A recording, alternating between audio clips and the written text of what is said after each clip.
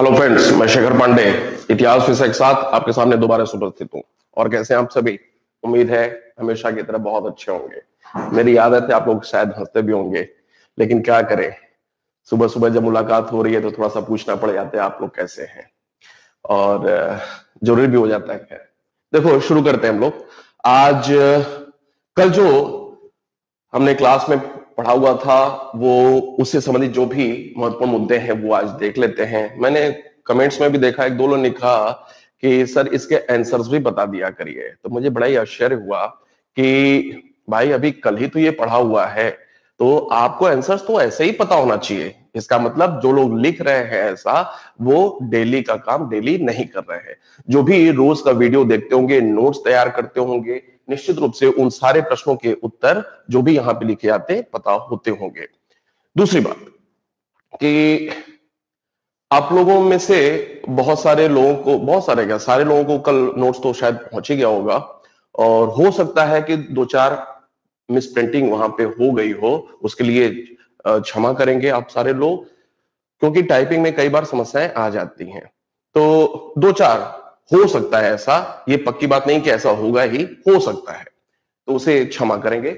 शुरू करते हैं। पहला प्रश्न है आपका कि पेरिप्लस ऑफ एरिथ्रियन सी पुस्तक के लेखक का नाम क्या है? उम्मीद करूंगा आप सारे लोग आंसर टाइप करते चले जाएंगे। पेरिप्लस ऑफ एरिथ्रियन सी पुस्तक के लेखक का नाम बताना है, बताएं जरा। Periplus of Erythraean Sea, clear नहीं दिख रहा है विमलेश जी? कोई बात नहीं, अगर थोड़ी सी परेशानी हो सकता है आपके नेटवर्क में परेशानी आ रही हो, यहां बिल्कुल साफ साफ है सारा कुछ। अज्ञात, बिल्कुल सही देवेंद्र चौधरी जी, बिल्कुल सही। अज्ञात यूनानी लेखक, ठीक है। आगे बढ़ जाते हैं। अब मैं उत्तर नहीं बताऊंगा, आप टाइप करते चले आए। प्रथम चीनी यात्री कौन था? दूसरा प्रश्न, प्रथम चीनी यात्री कौन था, किसके समय भारत आया था? प्रथम चीनी यात्री कौन था, किसके समय भारत आया था, और उसने अगर कोई पुस्तक लिखी है तो उस पुस्तक का नाम क्या था? क्यों भाई, आंसर आ रहे हैं कि नहीं? पायान, बिल्कुल सही। चलो आगे बढ़ जाते हैं, तीसरा प्रश्न देखते हैं। किसे तीर्थयात्रियों का राजकुमार कहा गया है? किसे तीर्थयात्रियों का राजकुमार कहते हैं?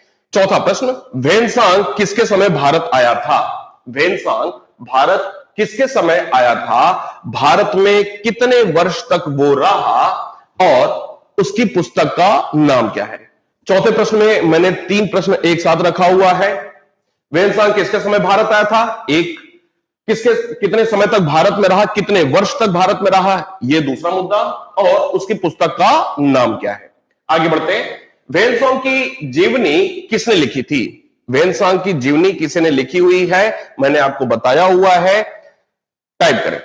अगला प्रश्न, छठा, अलबरूनी के बचपन का नाम क्या था? अलबरूनी के बचपन का नाम क्या था, उसकी पुस्तक का नाम क्या है, और वह भारत में किसके साथ आया था? छठा प्रश्न देखते हैं फिर से।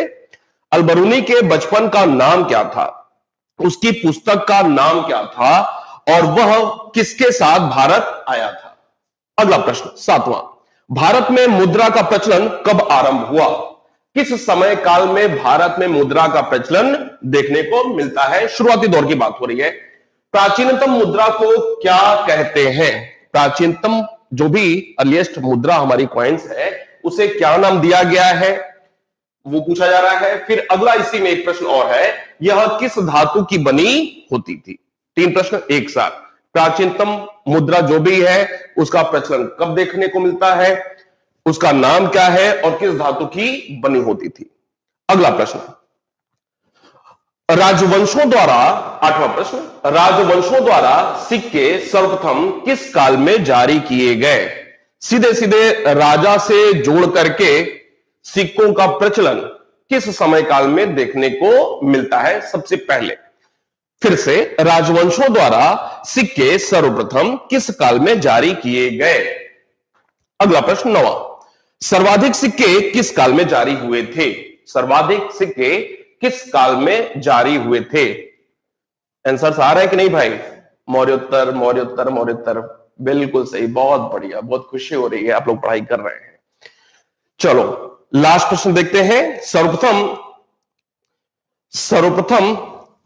स्वर्ण सिक्के, ये गोल्ड है, सर्वप्रथम स्वर्ण सिक्के, गोल्ड, स्वर्ण सिक्कों का प्रचलन कब हुआ था? 10वां प्रश्न, सर्वप्रथम स्वर्ण सिक्कों का प्रचलन कब हुआ था? गोल्ड कॉइन्स सबसे पहले भारत में किस समय काल में या किसके द्वारा जारी किए गए थे? यह कुल 10 प्रश्न आज मैंने रखे हुए हैं। देखो, यह प्रश्न रखने का मतलब क्या है? प्रश्न रखने का मतलब यह है सीधा सा कि आपको जो कुछ रोज पढ़ाया जा रहा है उससे संबंधित जो भी महत्वपूर्ण मुद्दे हैं रोज के रोज मैं आपको रिवाइज करा दूं कम से कम। सीधा सीधा मतलब यही है इसका, आपका एक रिवीजन हो जाए, क्योंकि मुझे पक्के से पता है कि रिवीजन का मतलब क्या होता है। परीक्षा वही लोग पास करते हैं जो चीजों को बार बार रिवाइज करते हैं। मैं जो ऑफलाइन क्लासेस पढ़ाता हूं कई जगहों पे, तो मैं अपनी क्लास की शुरुआत 15 मिनट रिवीजन सत्र से शुरू करता हूं। मतलब जो भी कुछ कल पढ़ा हुआ था, मैं 100 बच्चे हो, 150 बच्चे हो, मैं अधिकांश बच्चों से एक आध प्रश्न पूछ लेता हूं और मुझे पता चल जाता है कि कौन कौन सा बच्चा वास्तव में पढ़ रहा है और किसकी किस प्रकार की समस्या आ रही है।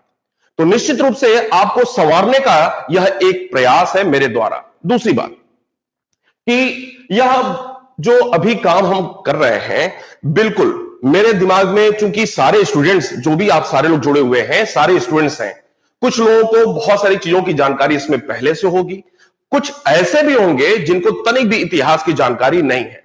तो एज अ टीचर मेरी ये भूमिका दोहरी हो जाती है कि ऐसे बच्चों का भी ध्यान रखें और वैसे बच्चों का भी ध्यान रखें।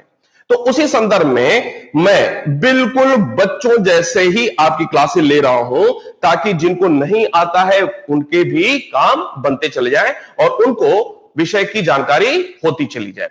इसके साथ साथ जिन लोगों को पहले से बहुत सारी चीजें इनमें से आती हैं, उनके लिए भी मेरे पास बहुत सारे तरीके हैं। बिल्कुल घबराने की जरूरत नहीं है। कल भी मैंने कहा हुआ था कि मेरे ऊपर भरोसा करिए, मैंने आपको प्रॉमिस किया हुआ था, बिल्कुल वैसा ही होगा। निश्चिंत बने रहना कि प्रश्न छूटने वाला नहीं है। अभी बहुत सारे योजनाएं हैं, अभी तो शुरुआत हुई है, 5-6 क्लासेस हुई हैं, अभी शुरुआत हुई है। अभी आप 2-4 दिनों में देखते रहेंगे और सारे नए नए तरीके आपको इतिहास के संदर्भ में मेरे द्वारा देखने को मिलता चला जाएगा। उम्मीद करता हूं आप लोग को ये तरीके पसंद आते होंगे। तीसरी बात एक और, मैंने देखा कि वीडियो तो बहुत सारे लोग देखते हैं, लेकिन मुझे लगता है शायद लोगों को पसंद कम आता है, लाइक्स कम मिलते हैं। क्यों ऐसा होता है ना भाई? तो अगर चीजें अच्छी लग रही हो, एज अ टीचर मैं आपको अच्छा लग रहा हूं, तो निश्चित रूप से आप इन सारी बातों की भरपाई लाइक्स के माध्यम से जरूर किया करिए, क्योंकि वहां से एक प्रोत्साहन मिलता है। कोई भी टीचर हो, लाइक्स जब मिलते हैं ना, तो उसको प्रोत्साहन मिलता है, उसको लगता है कि नहीं वो सही दिशा में जा रहा है। ठीक है, तो अगर इसके अलावा कोई दूसरी परेशानी दिखाई देती है तो वो आप लिखा करें। जो भी बातें अगर सुधार करने संबंधी होगी तो वो सुधार किया जाएगा। शुरू करते हैं। देखो, हमारा जो आज टॉपिक शुरू होगा वो शुरू होगा इंडस वैली सिविलाइजेशन का, जिसे कहा जाता है हड़प्पा सभ्यता।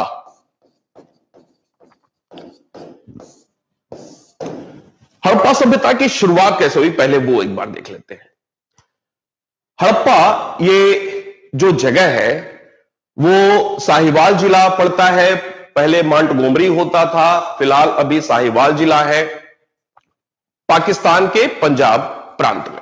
पाकिस्तान के पंजाब प्रांत में साहिवाल या मोंटगोमरी जिले में यह एक गांव है हड़प्पा नाम से। हुआ क्या कि जो भी वहां पे लोग रहते थे, चाहे वो 18वीं सदी हो, चाहे 19वीं, चाहे 20वीं सदी की बात, तो कई बार ये जो गांव था एक ऊंचे टीले जैसा दिखाई पड़ता था, खंडहर नुमा कुछ दिखाई पड़ता था। वहां से गांव के लोग थोड़ी बहुत खुदाई करके कुछ न कुछ चीजें हासिल किया करते थे। ईंट वगैरह कुछ चीजें इनको मिलती रहती थी अपने घरों में। उन जो भी चीजें खुदाई में मिलती थी, थोड़ी बहुत ऊपरी स्तर पे खुदाई करते थे। थोड़ा बहुत गांव में ऐसा देखने को मिलता है, अपने घरों में उन वस्तुओं का प्रयोग करते थे।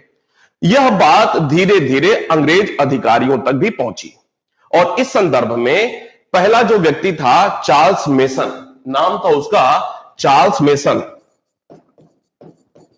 चार्ल्स मेसन ने जब उसको जानकारी मिली तो 1826 में इसने इस हड़प्पा गांव का दौरा किया और जानने का प्रयास किया कि आखिर ये है क्या, लेकिन उसको समझ में बात नहीं आई। प्रयास उसने शुरू किया लेकिन छोड़ दिया। इसके बाद अलेक्जेंडर कनिंघम महोदय का नाम आता है। कनिंघम पुरातत्व सर्वेक्षण विभाग के यह अध्यक्ष थे, पहले अध्यक्ष थे।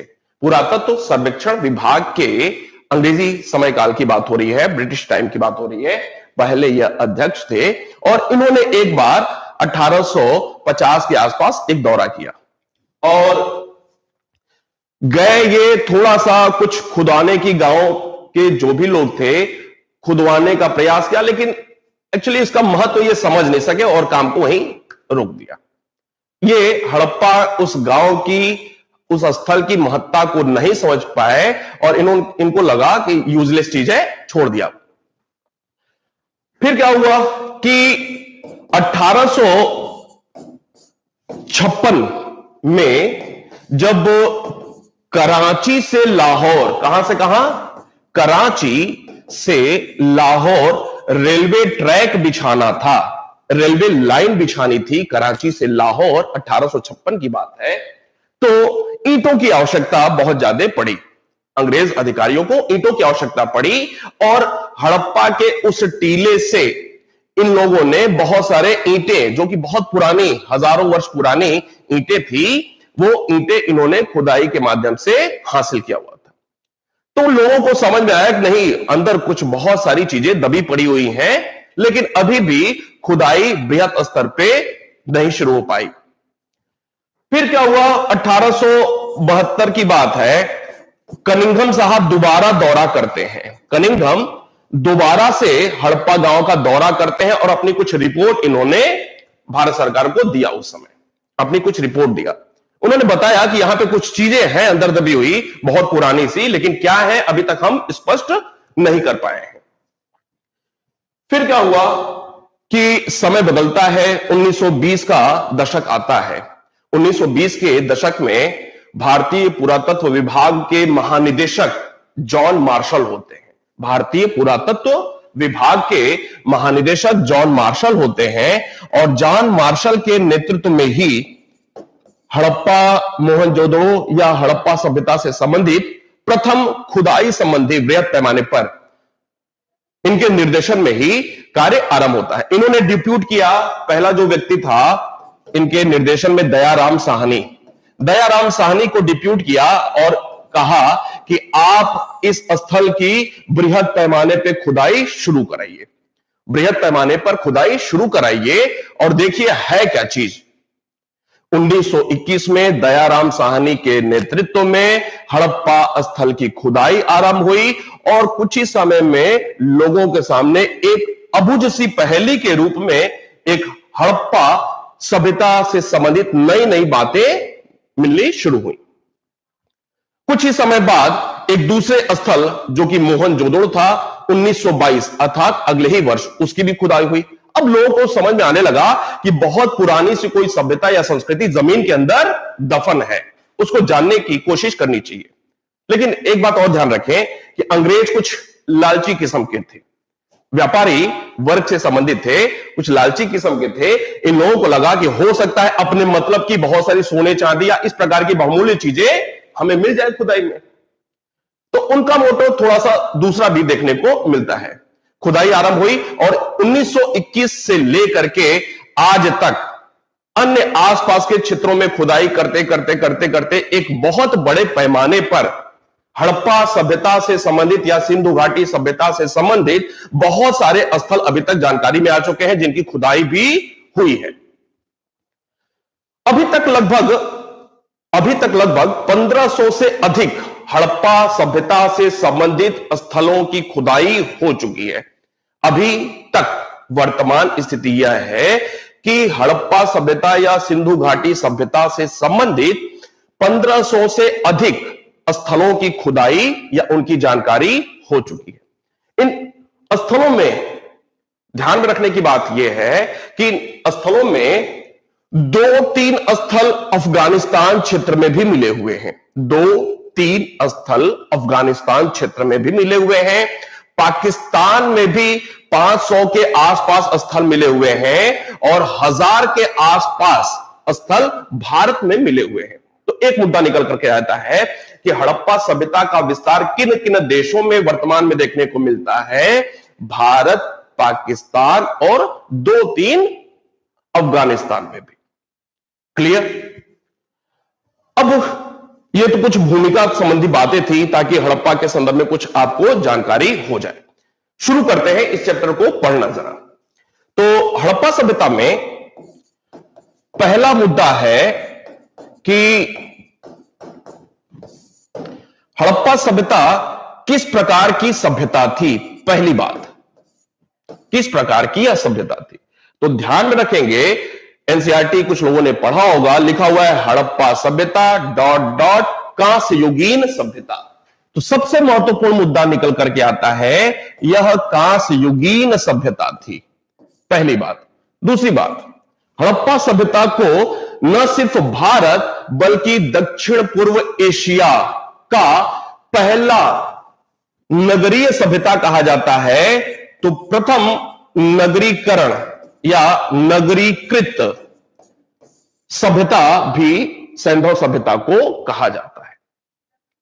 अब कांस्य युगीन सभ्यता क्यों कहा जाता है? कांस्य युगीन सभ्यता इस वजह से कहा जाता है क्योंकि हड़प्पा क्षेत्र में ही पहली बार, हड़प्पा क्षेत्र कहने का मतलब है पूरी की पूरी बड़ी सी वो सभ्यता, उस बड़ी सी हड़प्पा सभ्यता का मतलब होता है कि पूरी की पूरी वो बड़ी सी बड़े क्षेत्रफल में फैली हुई सभ्यता, और उस बड़ी सी सभ्यता में एक स्थल हड़प्पा भी मौजूद है।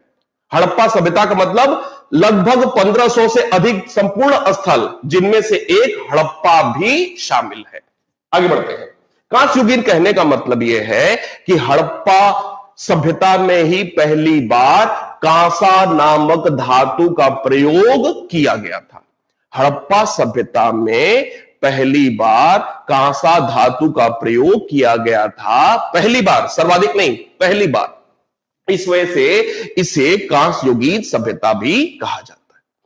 दूसरा मुद्दा, पहली नगरीय सभ्यता थी यह, दक्षिण पूर्व एशिया के साथ साथ भारत की पहली नगरीय सभ्यता का मतलब कि आज भी हम देखते हैं कि भारत की अगर बात किया जाए, वर्तमान अधिकांश आबादी तो गांव में रहती है, लेकिन बहुत सारे गांव समय के साथ डेवलप होते होते, विकास करते करते कस्बा बने, कस्बा से नगर हुए, नगर से महानगर की श्रेणी तक पहुंच चुके हैं। इसका मतलब यह नहीं है कि सारे के सारे लोग अब नगरों में ही रहते हैं। भारत कृषि प्रधान देश है, गांव का देश है, लेकिन इसके बावजूद बहुत सारे स्थल भारत के शहर के रूप में देखने को मिलते हैं। ठीक वैसे ही हड़प्पा की अगर बात किया जाए सभ्यता की, तो हड़प्पा सभ्यता के अधिकांश लोग गांव में ही रहते थे। अधिकांश 1500 के आसपास जो स्थल अभी तक जानकारी में आए हैं, उनमें से 1400, 1450 गांव ही थे। लेकिन समय के साथ उन गांवों में से 2, 4, 5, 8, 10, 15 की संख्या में समय के साथ डेवलप होते होते शहरीकरण की स्थिति तक पहुंच चुके थे। अब एक शहर क्या होता है वो जानने की आवश्यकता है। शहर का मतलब यह होता है कि जहां पे 70-75% लोग कृषि कार्य में नहीं जुड़े हैं बल्कि औद्योगिक कार्य में जुड़े हुए हों, ऐसे किसी भी स्थल को शहर की उपमा, शहर की संज्ञा दी जाती है, नगर की संज्ञा दी जाती है। और जिस स्थान में 75% से ज्यादा लोग कृषि कार्य में लगे होते हैं, वो ग्रामीण स्थल कहलाता है। आगे बढ़ जाते हैं। सभ्यता के लिए 3 नाम का प्रयोग मिलता है। सभ्यता के लिए 3 नामों का प्रयोग देखने को मिलता है। एक है सिंधु सभ्यता, दूसरा है सिंधु घाटी की सभ्यता, तीसरा है हड़प्पा सभ्यता। देखते हैं बारी बारी से। सिंधु सभ्यता, सिंधु घाटी की सभ्यता, सिंधु घाटी की सभ्यता और हड़प्पा सभ्यता, ये 3 नाम देखने को मिलते हैं। अब ये 3 नाम आए कैसे? आरंभ में जब 1921 से खुदाई शुरू हुई, रेगुलर खुदाई शुरू हुई, तो आरंभ में अधिकांश स्थल सिंधु नदी के किनारे देखने को मिले। अधिकांश स्थल सिंधु नदी के किनारे देखने को मिले। तो पुरातत्वविदों ने, इतिहासकारों ने इस टॉपिक को सिंधु सभ्यता के नाम से डिनोट किया। अधिकांश स्थल सिंधु नदी के किनारे मिले शुरुआती दौर में, तो टॉपिक का नामकरण हुआ सिंधु सभ्यता। कुछ समय 10-20 साल और आगे बढ़ा, कुछ ऐसे नए स्थल जानकारी में आए जो सिंधु नदी के किनारे नहीं थे, बल्कि सिंधु की किन्हीं सहायक नदियों के किनारे थे। सतलज, ब्यास, रावी, चिनाब, झेलम, गोमल, गोमती, काबुल, ये सिंधु की सहायक नदियां हैं। सिंधु की सहायक नदियों के किनारे मिले, इस वजह से टॉपिक का नामकरण हुआ सिंधु घाटी की सभ्यता। फिर से शुरुआत में जब खुदाई शुरू हुई 1921 से लेकर के, तो शुरुआती कुछ वर्षों में अधिकांश स्थल सिंधु नदी के किनारे मिले। टॉपिक का नाम हुआ सिंधु सभ्यता। और सिंधु सभ्यता ये जो नामकरण हुआ, किस व्यक्ति ने सर्वप्रथम सिंधु सभ्यता कहा? जॉन मार्शल ने। याद रखना है, जॉन मार्शल ने सिंधु सभ्यता नाम दिया। कुछ वर्षों बाद बहुत सारे ऐसे स्थल जानकारी में आए जो सिंधु के किनारे नहीं थे, बल्कि सिंधु की किसी सहायक नदी के किनारे थे, तो टॉपिक का नामकरण चेंज हो गया, अब हुआ सिंधु घाटी की सभ्यता। समय के साथ हजारों की संख्या में स्थल अब प्रकाश में आ चुके थे, जानकारी में आ चुके थे, तो पुरातत्वविदों, इतिहासकारों का सम्मेलन होता है, फैसला यह होता है कि भाई अब ना सिंधु है, ना सिंधु की सहायक नदी है। अधिकांश इस क्षेत्र से बहुत दूर दूर तक फैले हुए स्थल दिखाई पड़ रहे हैं। ऐसे में निष्कर्ष यह निकला कि इस सभ्यता से, इतनी बड़ी सभ्यता से संबंधित जो पहला ज्ञात स्थल था हमें हड़प्पा, जिसकी पहली खुदाई थी 1921 में, तो पहले ज्ञात स्थल हड़प्पा के नाम पे संपूर्ण सभ्यता का नामकरण हड़प्पा सभ्यता कर दिया जाए। यहां पे जाकर के नामकरण से संबंधित बात पूरी होती है। नामकरण के बाद अगला जो मुद्दा है कि हड़प्पा सभ्यता का समय क्या था, तिथि क्या थी? हड़प्पा सभ्यता कितनी पुरानी थी या किस समय काल की देखने को मिलती है?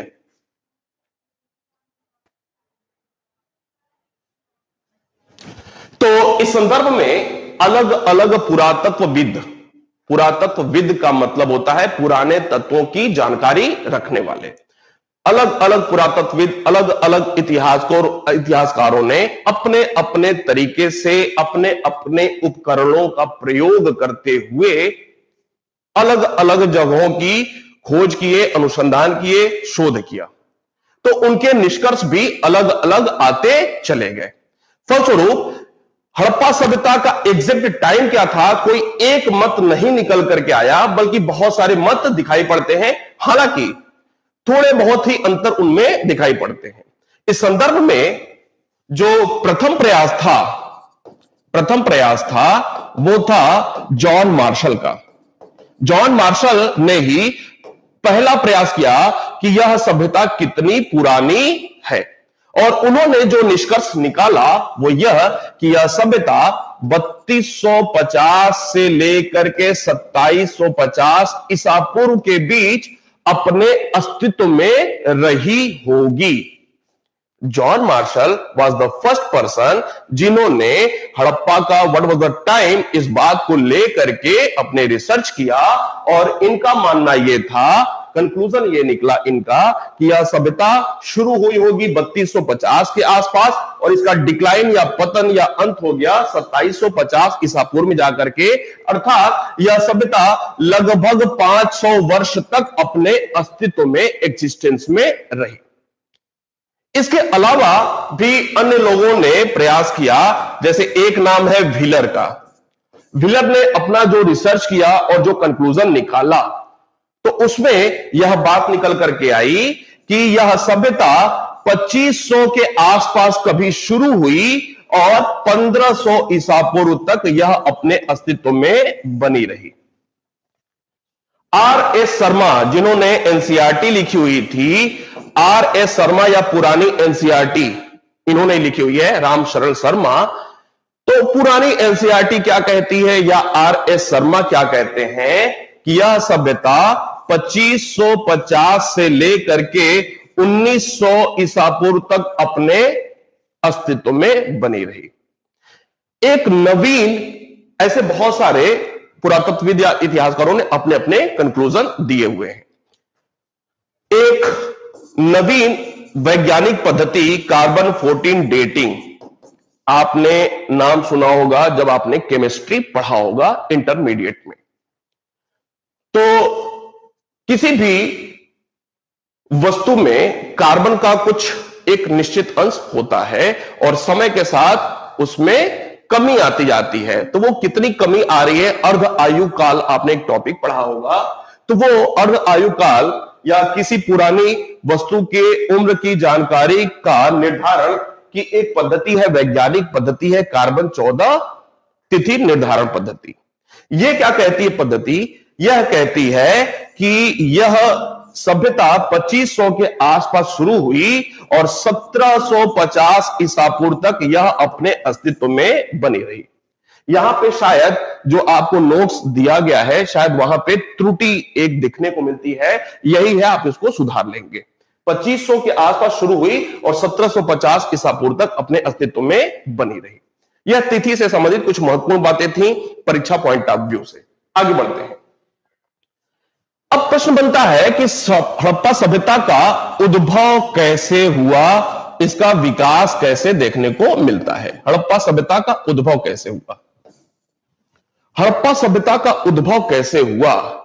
इतनी बड़ी सी एक सभ्यता कैसे अस्तित्व में आई होगी, इस बात को लेकर के इतिहासकारों, पुरातत्वविदों के बीच एक मत नहीं है, बल्कि अलग अलग लोगों के अलग अलग विचार देखने को मिलते हैं।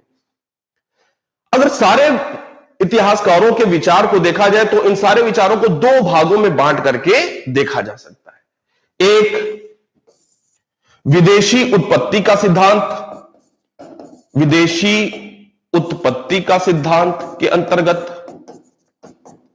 और दूसरा देसी उत्पत्ति का सिद्धांत, देसी उत्पत्ति का सिद्धांत। विदेशी उत्पत्ति का सिद्धांत इस वर्ग से संबंधित जो भी इतिहासकार रहे हैं उनका मानना यह रहा है कि हड़प्पा सभ्यता का जो ओरिजिन हुआ, उद्भव हुआ, आरंभ हुआ, उसके पीछे देसी लोगों का हाथ नहीं था, बल्कि विदेश से कुछ लोग इस क्षेत्र में आकर के बसे होंगे और उन्होंने ही इस सभ्यता को जन्म दिया होगा। इस संबंध में जो सबसे महत्वपूर्ण एक तथ्य है वो ये है कि हड़प्पा सभ्यता के उद्भव में मेसोपोटामिया का हाथ दिखाई पड़ता है। मेसोपोटामिया, मेसोपोटामिया का मतलब क्या है? जिस वर्तमान में जिसे आप इराक समझते हैं, इराक जिसकी राजधानी बगदाद है, इराक को प्राचीन काल में उस सभ्यता संस्कृति को मेसोपोटामिया कहा जाता था। इराक को आप मेसोपोटामिया से समझ सकते हैं। जैसे हड़प्पा सभ्यता या सिंधु घाटी सभ्यता की पहचान सिंधु नदी से है, वैसे ही इराक में स्थित मेसोपोटामिया की सभ्यता का संबंध जो है वो है किस नदी से? दजला फरात नदी से। दजला फरात नदी याद कर लें, दजला फरात नदी। इतिहासकारों का एक वर्ग जो कि विदेशी उत्पत्ति के सिद्धांत का समर्थक है, वो यह कहता है हड़प्पा सभ्यता शुद्ध रूप से देसी सभ्यता नहीं थी, बल्कि इसके उद्भव में विदेशियों का हाथ है। किन विदेशियों का? तो प्रमुख रूप से नाम आता है मेसोपोटामिया की लोगों का, कि मेसोपोटामिया से कुछ लोग इन क्षेत्रों में, हड़प्पाई क्षेत्रों में आए और उन्होंने ही हड़प्पा सभ्यता या सिंधु घाटी सभ्यता को विकसित किया। दूसरे वर्ग में आते हैं देसी उत्पत्ति का सिद्धांत। इस वर्ग से संबंधित जो भी इतिहासकार हैं उनका यह कहना है, बिल्कुल मोटी मोटी बात बता रहा हूं ताकि आपके दिमाग में समझे, इस वर्ग के इतिहासकारों की यह मान्यता है कि हड़प्पा सभ्यता शुद्ध रूप से एक देसी सभ्यता थी। अब देसी सभ्यता कहने का मतलब क्या है कि हड़प्पा सभ्यता के उद्भव में विदेशियों का हाथ नहीं रहा है। उद्भव में विदेशियों का हाथ नहीं रहा है, बल्कि हड़प्पा सभ्यता के पहले इस स्थान पर ही कुछ अन्य लोग रहे होंगे कभी ना कभी। हड़प्पा सभ्यता का जो समय रहा है 2500 ईसा पूर्व के आसपास, जब ये शुरुआत हुई तो 2500 ईसा पूर्व से पहले 2500 ईसा पूर्व से पहले इन्हीं क्षेत्रों में कुछ ग्रामीण कृषक टाइप के लोग रहे होंगे, जिन्होंने समय के साथ अपने आप को और अपलिफ्ट किया, अपबिल्ड किया, इन्होंने अपने आप का विकास किया, और यही लोग हड़प्पा सभ्यता के निर्माता रहे। फिर से देसी उत्पत्ति के सिद्धांत का मतलब यह है, हड़प्पा सभ्यता का जो समय था 2500 के आसपास का ईसा पूर्व में, उसके ठीक पहले कुछ लोग इन्हीं क्षेत्रों में रहते रहे होंगे, जिन्होंने समय के साथ अपने आप को सुधार करते हुए, विकास करते हुए हड़प्पा जैसी एक बड़ी सभ्यता का जन्म किया। इसके पीछे कारण क्या है? तो देसी उत्पत्ति के सिद्धांत के समर्थक जो भी इतिहासकार हैं, उन्होंने यह बताया कि मेसोपोटामिया या किसी विदेशी सभ्यता को हड़प्पा सभ्यता के उद्भव का कारक, रीजन, फैक्टर नहीं माना जा सकता है। क्यों? क्योंकि अगर वहां से कुछ लोग आए होते और हड़प्पा सभ्यता का निर्माण किया होता, तो निश्चित रूप से मेसोपोटामिया या अन्य दूसरे देशों से अपने कल्चर को साथ में लेके आए होते, अपने संस्कृति के कुछ खास तत्वों को लेकर के आए होते, और वो तत्व हड़प्पा सभ्यता के चीजों में भी दिखाई पड़ता। लेकिन वहां की सभ्यता और हड़प्पा की सभ्यता, अर्थात मेसोपोटामिया की सभ्यता और हड़प्पा की सभ्यता में मूलभूत इतने मोटे मोटे अंतर दिखाई पड़ते हैं, जिससे यह स्पष्ट होता है कि विदेशी मत के सिद्धांत को स्वीकार नहीं किया जा सकता है। लेकिन बाद में चल करके हड़प्पा सभ्यता का उद्भव, कंक्लूजन क्या निकला? कंक्लूजन यह निकला कि सीधे सीधे यह देसी उद्भव से ही निर्मित एक सभ्यता थी। देसी लोगों ने ही इस सभ्यता को जन्म दिया। लेकिन समय के साथ जब हड़प्पा सभ्यता या सिंधु घाटी की सभ्यता का अन्य देशों के साथ व्यापार हुआ, व्यापारिक संबंध बने, तो यह सभ्यता और ज्यादा विकसित होती गई। शुरुआत या आरंभ या जन्म हड़प्पा सभ्यता का देसी लोगों ने ही किया, एक बात। लेकिन समय के साथ जब इन देसी लोगों का या हड़प्पा वासियों का संबंध व्यापारिक संबंध विदेशियों के साथ हुआ, तो यह सभ्यता और धीरे धीरे अपने विकसित रूप में देखने को मिली। आगे बढ़ जाते हैं। हड़प्पा सभ्यता के उद्भव के बाद अगला मुद्दा निकल के आता है कि हड़प्पा सभ्यता को या सिंधु घाटी की सभ्यता को 3 भागों में बांट करके समझा जा सकता है। यह मुद्दा है कालक्रम। अब बात आ गई कि देसी लोगों ने ही हड़प्पा सभ्यता को जन्म दिया है, तो अब इसको पूरे के पूरे चैप्टर को 3 भागों में बांट करके समझा जा सकता है। पहला है प्राक हड़प्पा चरण या काल। एक हो गया विकसित चरण और एक हो गया पतन काल, डिक्लाइन। प्राक का मतलब पूर्व। जिस हड़प्पा सभ्यता को हम आज जानते हैं वो है विकसित चरण। जिस हड़प्पा सभ्यता को हड़प्पा सभ्यता या सिंधु घाटी सभ्यता के नाम से जानते हैं, वो है इसका विकसित चरण। तो इस विकसित चरण के पहले, अर्थात इस विकसित चरण के पहले जो लोग रहे इन क्षेत्रों में, जिन्होंने देशी उत्पत्ति के सिद्धांत के अंतर्गत जिन लोगों ने समय के साथ अपना विकास किया और विकसित चरण तक लेके गए इस सभ्यता को, तो इस चरण को, विकसित चरण के ठीक पहले का जो समय काल था, तो उसको प्राक हड़प्पा चरण कहा गया है। अब अगर विकसित चरण को हम 2500 से लेकर के 1900 ईसा पूर्व तक माने, तो प्राक हड़प्पा चरण का मतलब होगा मोटे तौर पे 3500 से लेकर के 2500 ईसा पूर्व का समय काल। और यह पतन का काल जो होगा वो हो जाएगा 1900 से लेकर के 1750 ईसा पूर्व का समय काल। बात समझ में आ रही है? फिर से, प्राक हड़प्पा चरण के लोगों ने ही विकसित चरण को जन्म दिया। विकसित चरण समय के साथ अपने एक्सट्रीम पे पहुंच जाती है और उसके बाद हड़प्पा सभ्यता का पतन हो गया। पतन कितने समय में हुआ वो आपको बात बताई गई है। आगे बढ़ते हैं, अब इस पे बात करते हैं प्राक हड़प्पा चरण पे। प्राक हड़प्पा चरण, प्राक हड़प्पा। पेपर में प्राक हड़प्पा चरण से संबंधित जो भी आज तक प्रश्न बना हुआ है, एक प्रकार का प्रश्न बना हुआ है कि प्राक हड़प्पा चरण में कौन कौन से प्रमुख स्थल देखने को मिले हैं और वहां से एक दो सबसे खास क्या चीज खुदाई में हमें जानकारी मिली हुई है। तो प्रश्न जो भी पूछे हुए हैं उसके आधार पर हम देखते हैं कि प्राक हड़प्पा चरण में कुछ 5-6 बहुत ही प्रमुख स्थल मिले हुए हैं। जैसे एक है स्थल आमरी, स्थल और प्राप्त अवशेष, प्राप्त अवशेष। एक स्थल है आमरी। आमरी कहां पे है भाई? ये है सिंध क्षेत्र में, और सिंध क्षेत्र कहां पे है? पाकिस्तान का सिंध प्रांत।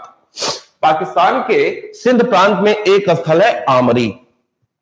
आमरी से क्या जानकारी मिली हुई है? खुदाई हुई यहां की, और क्या जानकारी मिली? सबसे महत्वपूर्ण कि यहां के लोग अन्नागार का प्रयोग करते थे। अन्नागार का साक्ष्य मिला हुआ है यहां से। अन्नागार का मतलब क्या होता है? अन्नागार का मतलब होता है अन्न रखने का स्थान। इसका मतलब कि यहां के लोग कृषि कार्य किया करते थे और अतिरिक्त कृषि होती थी तभी अन्न को स्टोर करने की आवश्यकता होती थी। आज जैसे हम घरों में देखते हैं कि लोहे का, स्टील का, प्लास्टिक का बखार हो गया, मतलब चावल दाल जिसमें रखा जाता है, वो जो बर्तन होते हैं बड़े बड़े, साल भर का अनाज स्टोर करते हैं, वैसे ही यहां पे आमरी के लोग अन्नागार का प्रयोग किया करते थे। आगे बढ़ते हैं। आमरी के बाद एक जगह आती है कोट दीजी। कोट दीजी भी सिंध क्षेत्र में ही था, पाकिस्तान के, और यहां से जो सबसे बड़ा साक्ष्य मिला हुआ है वो यह कि कोट दीजी जो यह स्थल था चारों ओर से सुरक्षा दीवार से घिरा हुआ था। सुरक्षा दीवार से घिरा हुआ था। कोट दीजी से ऊंची सुरक्षा दीवार के साक्ष्य मिले हुए हैं। बहुत ही महत्वपूर्ण तथ्य है। तीसरे नंबर पे एक स्थल आएगा मेहरगढ़। मेहरगढ़, मेहरगढ़ से कृषि का प्राचीनतम साक्ष्य मिला हुआ है। एक बार मेहरगढ़ से ही गेहूं का प्राचीनतम साक्ष्य मिला हुआ है। मेहरगढ़ से ही जौ का प्राचीनतम साक्ष्य मिला हुआ है। मेहरगढ़ से ही लोग स्थायी रूप से आबाद हो चुके थे, इस बात का साक्ष्य मिला हुआ है। तो मेहरगढ़ एक प्रमुख स्थल देखने को मिलता है। इसके साथ साथ प्राक हड़प्पा की बात हो रही है तो मेहरगढ़ से जो जानकारी मिली हुई है कि मेहरगढ़ में ऐसे बहुत सारी चीजें मिली हुई है खुदाई के दौरान जो उस क्षेत्र में नहीं पाई जाती हैं प्राकृतिक रूप से। इसका मतलब कि मेहरगढ़ का अन्य क्षेत्रों के साथ व्यापारिक संबंध था। तो यहां से निष्कर्ष का निकला कि व्यापार होने का साक्ष्य मिला हुआ है। व्यापार होने का साक्ष्य। अगला चौथा एक स्थल है कालीबंगा। कालीबंगा कहां पे है? राजस्थान में। कहां पे भाई? राजस्थान में। मैं एक एक स्थल की डिटेल अभी शायद कल भी नहीं या परसों, शायद परसों वाली क्लास में एक एक स्थलों की डिटेल पे भी हम लोग डिस्कस करेंगे। कालीबंगा जो जगह है वो है राजस्थान में। यहां से जो सबसे प्रमुख साक्ष्य मिला हुआ है, प्राक हड़प्पा चरण की बात हो रही है अभी, यहां से जो सबसे प्रमुख साक्ष्य मिला हुआ है वो क्या मिला हुआ है? यहां से मिला हुआ है हल के प्रयोग का साक्ष्य। हल के प्रयोग का साक्ष्य। हल के प्रयोग, हल नहीं मिला हुआ है, ध्यान में रखेंगे, हल नहीं मिला हुआ है, हल के चलने का साक्ष्य मिला हुआ है। हल जब चलता है तो खेत में आपने देखा हुआ है धारियां बनती हैं, लाइंस बनती हैं। वो लाइंस मिली हुई है, वहां पे खुदाई के दौरान पता चला है हल नहीं मिला हुआ है, हल के चलने का, हल के प्रयोग का साक्ष्य मिला हुआ है। ध्यान में रखेंगे, बहुत ही महत्वपूर्ण प्रश्न है ये। आगे बढ़ते हैं। एक और स्थल है मुंडी गाक। मुंडी गाक यह स्थल है अफगानिस्तान में। अफगानिस्तान में यह स्थल है और यहां से क्या जानकारी मिली हुई है कि यहां के लोग मातृदेवी की पूजा किया करते थे। मातृदेवी का मतलब क्या हो गया? मातृदेवी की पूजा का साक्ष्य मिला हुआ है। मातृदेवी का मतलब ये कि जैसे आज भी आप गांव में देखते होंगे कुल देवता की पूजा होती है, कुल देवी की पूजा होती है, ग्राम देवता ग्राम देवी की पूजा होती है, वैसे ही मुंडी घाट में हजारों साल पहले इस स्थल के लोग मातृदेवी की पूजा किया करते थे। ये कुछ प्रमुख साक्ष्य हैं। और इसके बाद जो हमारा अगला टॉपिक होगा वो होगा विकसित हड़प्पा चरण। विकसित चरण, विकसित चरण जो कि 2500 से 1900 ईसा पूर्व तक का था, ये हम देखेंगे, लेकिन कल वाली क्लास में देखेंगे, अगली क्लास में देखेंगे। उम्मीद करता हूं कि आपको अच्छे से ये बातें समझ में आई होंगी, और अगर नहीं समझ में आ रही होंगी तो भी मुझे टाइप करके बताना, मैं एक बार फिर से इनको दोहराने की कोशिश करूंगा, लेकिन इसमें कुछ भी ऐसा नहीं है कि आपको ना समझ। ठीक है, उम्मीद करता हूं तरीका आपको अच्छा लग रहा होगा, बातें समझ में आ रही होंगी और आप ईमानदारी से अपना रोज का काम रोज कर रहे होंगे। याद करने की कोशिश करिए, शर्त यही है। ठीक है, मिलते हैं, धन्यवाद।